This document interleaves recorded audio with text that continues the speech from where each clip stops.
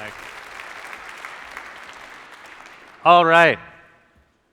I am so thrilled to be here. It feels like coming home every year to be at Mind the Product, and I hope it does for some of you as well.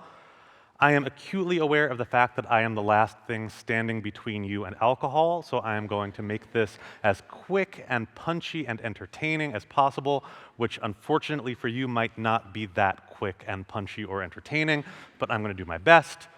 Here's the gratuitous fancy slide with some companies I've worked for and some books I've written. As Mike mentioned, I have just published a new book called Impact First Product Teams. Some of you might already have it because many copies were given away earlier. If not, and if you enjoy the things we talk about today, I trust that everyone in this room knows how to acquire a book. I wrote Impact First Product Teams because it's rough out there. Last year and the years that have preceded, a number of my friends have lost their jobs. There's been sort of a chill running through the product world, and it's been tough out there. Even for me, just working as a consultant, it's been tougher than I hoped it would be or planned for it to be. But the good news is that if you look at the discourse about product management, gosh, especially if you look on LinkedIn, it's like a whole new world out there. Those thoughtfluencer bros who used to be like, follow my 72-step framework or you're not really a product manager. Now they've totally changed. They're like, wow, this is deeply personal and contextual work. And we should just understand the commercial realities of our businesses, even if those are different from the same 5 Silicon Valley companies that we talk about incessantly. I'm kidding, of course. Like, this is not what's happened at all. In the discourse of product management, we have remained stubbornly stuck on doing things the right way, as opposed to doing the things that are right for our particular businesses. And as a product manager and somebody who works with and coaches product managers, gosh, I see this every single day. I hear things from product managers like, product teams cannot be responsible for impact because it is the wrong way to do things because I read about it on LinkedIn. I have heard things like impact metrics like revenue are lagging indicators. Lagging indicators. Do you even know what that is? Do you know what lagging indicators are? And to be fair, this was my personal favorite when I was asked to be accountable for things like business impact. And then there's the one that I probably hear unspoken but sense among product managers the most, which is, our company simply does not know how to do product the right way. So I just build what they tell me to build and figure it's their problem, right? Someone told me to build that, so if I build it and it doesn't work, oopsie, not my problem. The thing is, 6 months later, it very much is your problem. Because at some point, the CFO of your company looks at a spreadsheet and says, who are these very expensive people we're paying all this money to, and why are we paying them all this money? And if the answer is, oh, I don't know, but they're constantly complaining to me about how everything I do is wrong, then it's very unlikely that you are going to remain a row in that spreadsheet for much longer. The fundamental truth I feel like product teams are coming around to at this moment is that the business expects something from you. There is a reason you are there. There is a reason your team is there. And if you do not know what that reason is,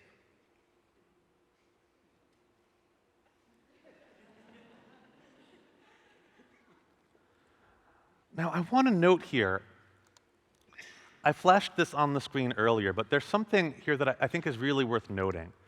If you look at the Spotify layoffs from last year, there's this quote from the CEO of Spotify where he says, today we still have too many people dedicated to supporting work and even doing work around the work rather than contributing to opportunities with real impact. And I saw this and I thought, well, who told them to do that work? It's not like these teams were like, you know what we're going to do? Work around the work. You know what we're going to do? Work that has no real impact. That's going to work out great for us. But I cite this not to call out Spotify or any other company specifically, but rather because I have seen in my work time and time again that most organizations are set up to perpetuate low-impact work. The path of least resistance at most product organizations is low-impact work. And in most cases, it looks a little something like this. I call this the low-impact death spiral. You can read all about it in my book. Here's what happens. Product teams deliver low-impact work because it's easier, right? Making a fiddly little feature off to the side of the app is easier than doing something that might really affect some of those core metrics like revenue and user growth. Or because somebody told them to. Somebody said, go do something to do with AI, and they said, great, one something to do with AI coming right up. And this makes the product more complicated. If you use nearly any product these days, it is complicated. There are menus on menus and features on features and lists of features. And because these experiences are so complicated, there's lots of dependencies and conflicts to manage. So what does that mean? It means that when product teams decide what to work on, they look at those conflicts and dependencies and they say, more low-impact work, please. I don't want to mess with all that. I don't want to coordinate with other teams. That's disgusting. I would never do that. But what's interesting to me is that most of the time when I get brought in to work with organizations, it's not because they recognize that they have too many teams doing low-impact work. It's because of the symptoms at this last step of the death spiral, right? It's because of these dependencies and conflicts, because these are usually the most visible aspects of the low-impact death spiral. So people come to me and they're like, we have so many meetings to manage dependencies. We need fewer meetings. They say, we need to reorg for better portfolio management because, as we all know, reorgs solve everything. We tried the Spotify model. That didn't work. Now we're going to do the Basecamp model. I don't know what it is, but our CEO heard about it at a conference, and now we're doing it. Or, teams are doing work around the work, right? We see all these teams talking about things that don't feel like the things they should be talking about. Something feels off, and we need to fix it. The problem is most of the things that organizations do to fix the symptoms make the cause worse. They add 3 more layers of program management. Again, they reorg and reorg and reorg and just stress everybody out. But the truth I keep coming back to, and the reason I wrote this book for product teams, is that it is ultimately up to those teams to break the cycle. It is up to every product team to focus on the work that matters most to the business, even if nobody tells you to. Because again, the business expects something. So I want to talk about 3 steps that every product team can take to put impact first. Number 1, set team goals close to company goals. So much of the work I've done over the last 5 years has been about helping teams set their goals. Because honestly, a lot of teams are really bad at setting goals. Unfortunately, they don't always think they are. I'll go to a team and they're like, well, we did OKRs. We had between 3 and 5 objectives and between 3 and 5 key results each. And when we scored them, the average was a 6.7, which means that our goals are both attainable and ambitious. Hooray, great job, everybody. And I go, okay, congratulations. Just answer me one thing. Walk me through how your lowest level OKRs add up to your highest level OKRs, right? So you've cascaded this down 10 levels. If each team achieves their OKRs, tell me how that adds up to the OKRs that matter most to the business. And suddenly the conversation is very different. Suddenly I have asked an impossible question. Surely we could not add up our 400 lowest level OKRs to our 3 to 5 top level OKRs. So the way that a lot of companies approach this, because again, it is quote unquote the right way to do things, is that they have their company goals, and then they cascade those to their department goals, and then they cascade those to their bigger team goals, they cascade those to their team goals, and so on and so forth. If any of you have read Christina Wadke's Radical Focus, which remains the best book about OKRs and one of my favorite business books ever, she says, don't do it like this. She also likes my book. She blurbed it on the back. She says, like, this gets you so far away from what matters that you can ostensibly achieve your goals and still do things that are utterly meaningless, or even make things worse. She suggests instead that you think of your company goal as the center of gravity around which all other goals orbit. In other words, you keep all team goals no more than one step away from company goals. One mathematical operator, one thoughtful question that starts with the word why. Every team, every department connects in one step back to company goals. Now this sounds great in theory, but when I actually talk to teams and say, all right, we're gonna get rid of these 8 levels of cascade, I just want to know how your team's work builds into the company's goals. They freak out. They have an existential crisis. Every team wants to stop being a feature factory until people stop giving them features to build.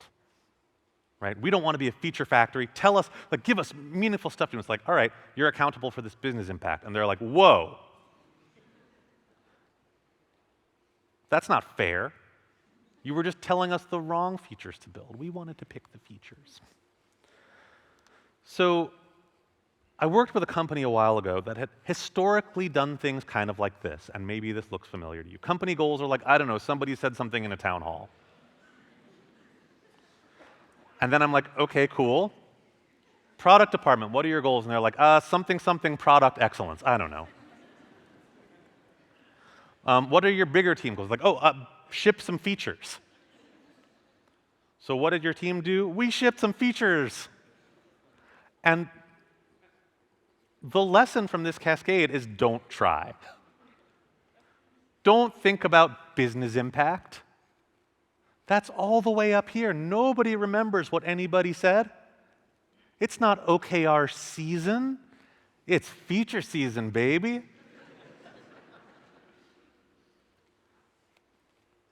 So something really interesting happens when suddenly a team is told, as a team I worked with was told, the company has a business goal. Let's say in this case, an additional $50 million in yearly revenue.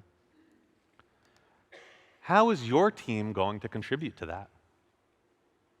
What's the contribution you're going to make to the business? So I worked with a team that had largely been responsible for building new products within this suite of fintech products, right? They were told, now go build this product, now go build that product. And suddenly they were told, yeah, that's nice, but we want to understand the impact you're having on the business. And they were really freaked out, which is understandable, right? In the past, success was well within their control. You do what you're told to do, you check the box, you've done defensible work. So I asked them, I said, okay, well, why were you building those products in the first place? Like, what do you think the business wanted from you when they asked you to build those products? And they said, well, you know, it's funny. The customer lifetime value of a multi-product user is actually substantially higher than that of a single product user. We have data around this. That's interesting. Do you know how much higher? Like, yeah, we actually do know how much higher. So we could have a conversation about, okay, given that, given what you know, given your expertise, how many of those multi-product users do you need to upgrade or bring into the fold in order to feel like you made a worthwhile contribution to the business? And we went back and forth, and we settled on this number of 10,000 single product users. If we can get 10,000 single product users to higher customer lifetime value multi-product users, then we've contributed meaningfully to the company's overall revenue goals. It's one step away. I worked with another company a while ago. They wanted to have 10,000 new paying users by the end of the quarter. It's a freemium product. What's the team going to do? The product team I worked with was going to have 2,000 upgrades from free users by the end of the quarter. Pretty straightforward. Now, over in marketing world, they were like, that's cool. We're going to add 10,000 additional visits to the product's homepage by the end of the quarter. And this is where things get interesting. Because when you keep every team and department's goals one step away from company goals, these things connect to each other, right? The goal is no longer to give every team a set of goals that are so downstream that they don't overlap with each other at all, which makes no sense as a goal. But suddenly it's like, okay, well, if we're going to upgrade users, but we have new folks coming in, do we give them an upgrade offer? Do we want to try to upgrade them right away? Are we making it too easy for people to get the free product so that they're not going to upgrade? These are challenging conversations to have, but these are the conversations we should be having if we want to work together towards achieving the most important goals of the business. Now, again, this is scary. I think there is a human tendency to avoid accountability for things beyond our control, right? We can't just wave a magic wand and have users upgrade. We can't wave a magic wand and make revenue happen. We have to look at customer and market dynamics that are outside of our immediate control. And to do so, we have to work with folks in other departments. When I worked with that team responsible for multi-product users, somebody kind of came up to me after that meeting and was like, but we have to work with marketing to do that. And I'm like, yes. You mean you have to work with other people with a distinct and complementary function within your organization to deliver results for the business? Ooh, guess what? That's your job. That's your job. Your fate and the company's fate are always already intertwined. You can't cascade your way out of the market and customer dynamics that will ultimately determine whether or not your business is successful. So when I work with teams to set their goals, there are 3 things I ask them to keep in mind. Number 1, are our team goals no more than one step away from company level goals, which again compels us to understand what matters to the business, right? If we can't answer this question, we probably don't understand what the company expects writ large, which means we certainly can't understand what the company expects from us. Number 2, do our team goals involve specific enough timelines and targets to drive subtractive decision making? In other words, is it not just make some money, but make this amount of money by this date, so we know if an opportunity is big enough to warrant consideration? And my favorite, the spicy third question, do our team goals contribute to company level goals enough to justify the company's investment in the team itself? Remember, to the CFO, we are an expensive line on a spreadsheet. And I know it's hard for teams to think this way. It's scary, it's challenging. A lot of folks come to me and they're like, well, this is nice, but like, that's not how we work. It's very top down. We're told what to do. And in a lot of cases, that's true. And yet, the more active a participant you can be in this conversation, the more likely it is that this conversation will reflect the capabilities and realities of your team. The best way to know what the business expects from you is to tell the business what to expect from you. Just about every story I'm going to tell you today, and most of the stories in the book involve teams not going to the CEO or CFO and saying, what should we do? But saying, hey, we understand this is what the business is trying to achieve. These are the goals we're trying to accomplish. We believe we can do this. We need these resources. We need this support. We're going to keep you updated in this way. You can do this.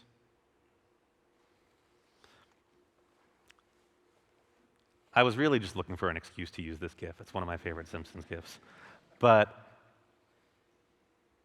again, a lot of organizations I've worked with, they think about goals once a quarter. They have OKR season where they pretend to care about why they're doing their work. and then they have a big fancy meeting where the OKRs are presented and rolled out, and then they don't think about it again until the next quarter, where they pay zero attention to the goals they set for the last quarter, but go about setting their goals for the next quarter. It's a brilliant system, no notes. Now, one thing that's interesting, when I started writing this book, a friend of mine pointed something out to me. She said, it's interesting that you're talking about business impact and about the day-to-day work of product teams, because most of the discourse about product management is about the middle, right?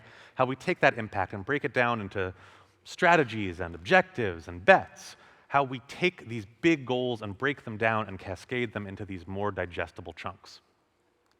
So between impact and day-to-day work, there is this middle of stuff. And organizations define their own middles differently, right? Some have bets, some have objectives, some have strategy, some do discovery, some pretend to do discovery, some have initiatives. I worked with one where their objectives and their initiatives were misaligned, and I said get rid of one, and instead of that, they added bets. So they had 3 misaligned things. Excellent work, no notes. Again, the reality is in most companies, the middle is messy. But I've got some very, very exciting news for you. I have developed a simple 8-step product cascade. And let me be very clear, if you do not use this exactly as written, you are not real product managers. These steps must be followed exactly. This is copyrighted, by the way. Everyone who's taking a photo owes me money. Just wait till I start upgrading this to version 2 and all your licenses expire.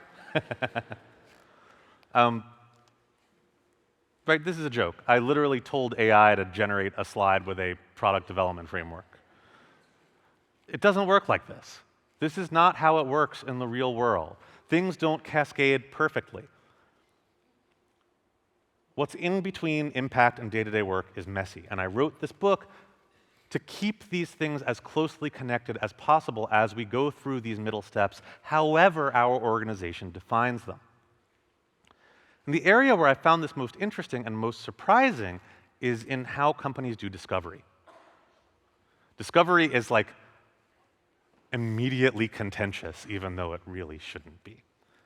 I've worked with a lot of companies where this question of what is the right amount of discovery to do just creates different, like every possible combination of people fighting with each other just gets immediately unlocked when you start talking about the right amount of discovery to do, right? The researchers are like, more, and the product managers are like, I'm busy, leave me alone. Then the salespeople are like, less, and the product managers are like, no, now we actually want discovery. And everyone argues with each other, and nobody's happy. Now, what's interesting to me is when you actually have a specific impact level goal, suddenly the conversation is very different. Suddenly it's not this abstract, righteous battle over what is the correct amount of discovery to do.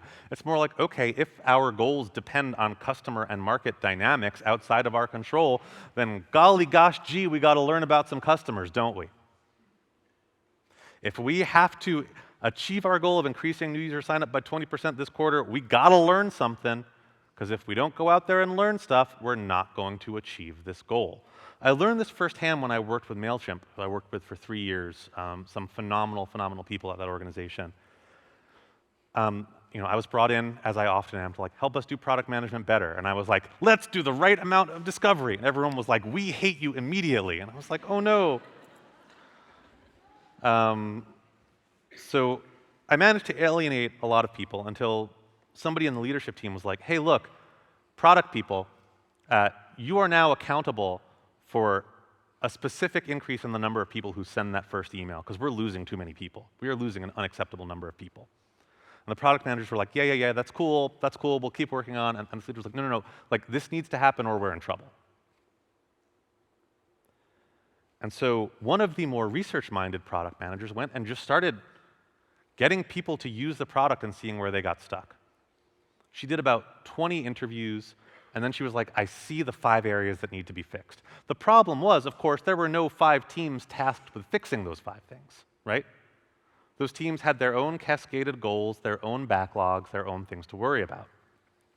So this product manager called a meeting of all the product managers, showed them these 5 places where people were getting stuck, and said, I will haunt you in your dreams until these things are fixed.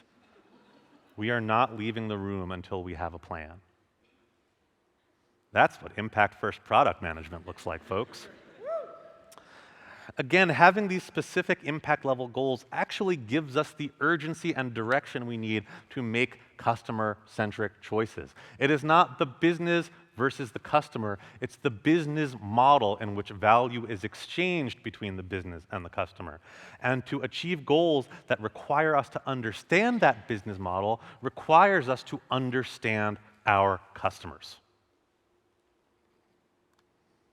So the third thing I'm going to tell you about is connecting every bit of work back to impact, because the farther away we get from impact, the more likely we are to build stuff that feeds into the death spiral. If we're thinking about our goals once a quarter, then a couple weeks after that, we might be right back to, well, yeah, that was fun, but we have this backlog, we have to deliver these features, we have to do this. Part of the discipline of being an impact-first product team is tying the work we do back to impact consistently. So I don't know how many of you are big fans of ICE as a prioritization matrix. I read on LinkedIn that if I don't do it, I'm not a real product manager, but I also read on LinkedIn that if I do it, I'm not a real product manager. So I'm very confused. But I worked with this team to set this goal of upgrading 10,000 single product users to higher customer lifetime value multi-product users. 3 weeks pass, and one of the product managers on the team comes to me and is like, hey, Matt, I really need to talk to you about prioritization scoring.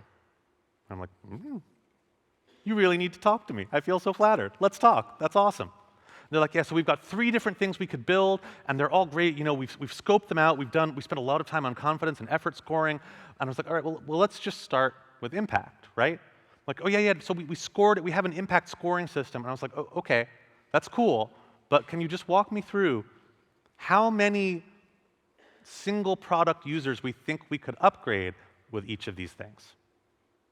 And they're like, it's tough. I'm like, I know it's tough, but there's a reason we call it impact estimation, not impact perfect telling me what it is-ing. So this first thing, I'm really excited about this. It would be awesome. Like, okay, well, how many people would be able to use it? Like, well, it's on a landing page that's not the most prominently featured. I'm like, okay, that's like, how many people do we think we could upgrade? I go, about 100. I'm like, okay, cool. Walk me through the second thing. This one's, this would basically involve changing our onboarding flow, and like nobody wants to touch the onboarding flow. We have to go through marketing. It has a lot of different stakeholders who have a lot of different goals. I'm like, okay, how big is the prize? Probably 3,000. Okay. And they say, before we get to the third one, it's 50 people. And I'm like, okay, if our goal is by the end of the quarter to get 10,000, which of these is worth doing? This is not terribly hard math. And they were like, all right, that's nice, but now let's get to confidence and effort. And I was like, nope, I don't care about confidence and effort at this point.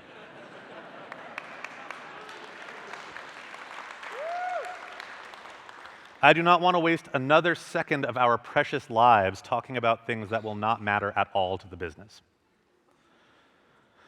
I recently worked with a company that brought me in. They said, help us prioritize features for our ad tech platform relaunch. And I was like, all right, cool. Love prioritizing features. It's my favorite thing to do.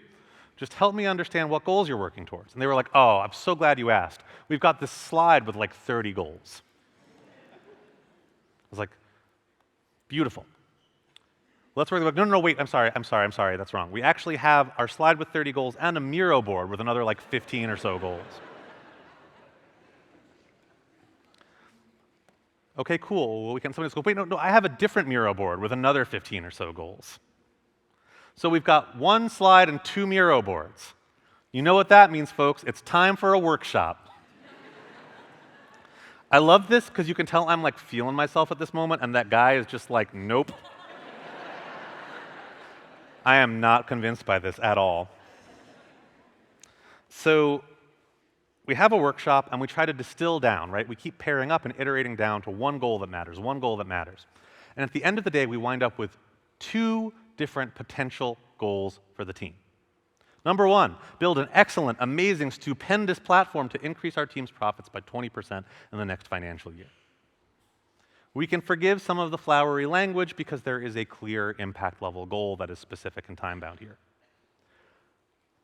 Now, the other one said, build a seamless, wonderful platform to increase our team's profits from 20 million to 100 million pounds in the next financial year.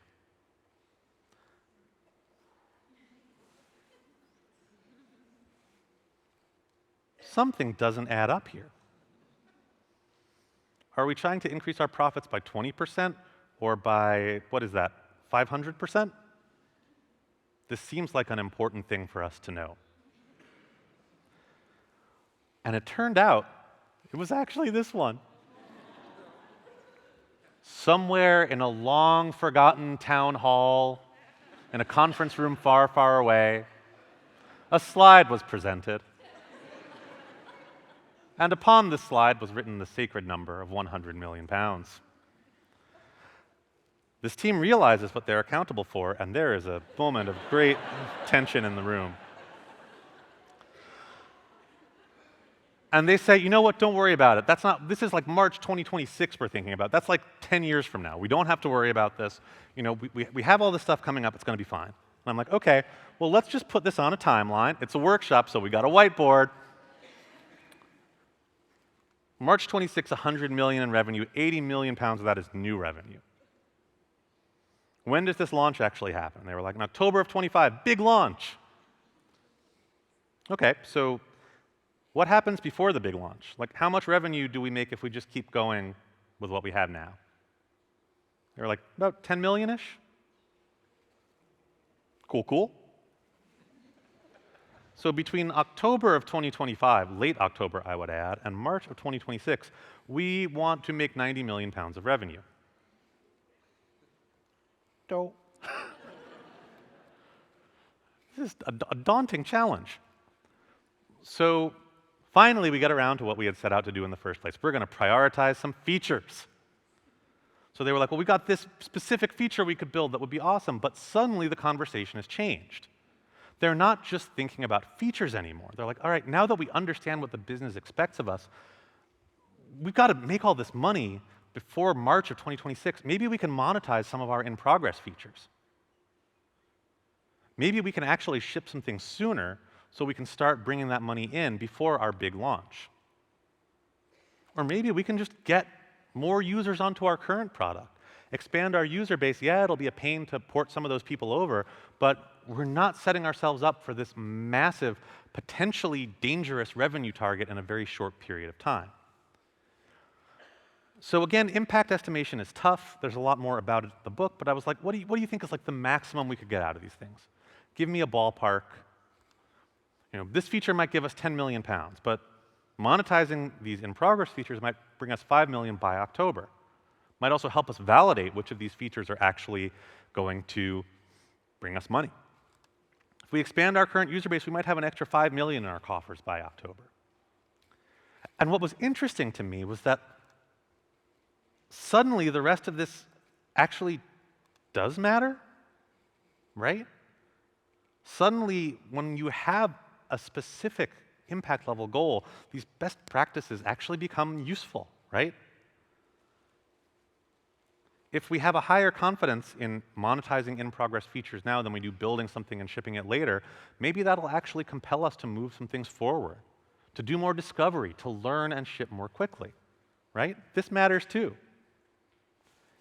Now, I bring this up because I think a lot of folks hope that when you find the right framework, the right tool, everything becomes easy, right?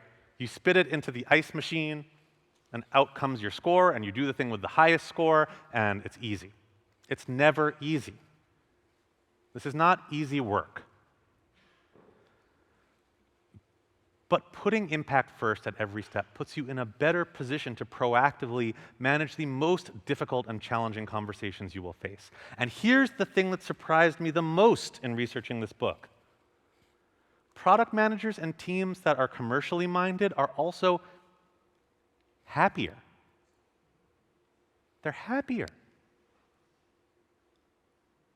I talked to one product manager who was interviewed in the book, and I said, like, I'm sorry, you gave me this story about being responsible for revenue targets, and you seemed so unstressed about it. And he said, yeah, that's my job. Like, I work for a company. I go to my job, I try to help the company win. I'm not there to fight this righteous battle to get them to do product the right way because I read about it on LinkedIn. That's a losing battle. We are all going to lose that battle. You try to get a B2B enterprise financial services company to operate like a B2C music startup, and it's not going to work out well for you. There's one specific example I think of. I was coaching a product manager a while ago who came to me and said, I am so angry at my boss because my boss came to me and told me to just build something for our single biggest customer, and I just read on LinkedIn that you're not supposed to do that. You never build for your one biggest customer. I read about it. And I said, okay, well, fair enough. The next time somebody comes to you to build something for your one biggest customer, I'm not saying say yes. I'm not saying say no. Ask some questions. Find out why this is important. Why does this matter to the business? Is it just that they're yelling at us loudly, or is there a really important outcome for the business that's on the line here? So the next time this happens, this product manager says, okay, cool, help me understand how much revenue is on the line here, and we can compare that to the work we have scoped and do whatever makes sense for the business. This is such a power move. I have used this in a truly horrible passive-aggressive way before in my career, where I'm like, I just want to do whatever's right for the business, man. Not here for me. It turned out that this one customer was responsible for 50% of the company's revenue. So, yeah. Sometimes the commercial realities of our business mean we can't do things, quote unquote, the right way. And that's okay. Aligning your work with the success of the business brings you closer to the reality of your work and stops you from fighting these losing battles. I cannot tell you how many product managers I've spoken to who are so stressed out. We're not doing product the right way. We're not product-led. We're not using the product operating model. We're not producting like you're supposed to product your product. Nobody is. That's not what we're here to do. Our business knows what we're here to do, and they know, or we can help them understand what they want us to do to help them achieve that. Again, I know these conversations are challenging. This is not easy, but I promise you, a better future awaits. On the other side of these conversations is a world where we can go do our jobs the best we can, and then we can go home, and we can live our lives.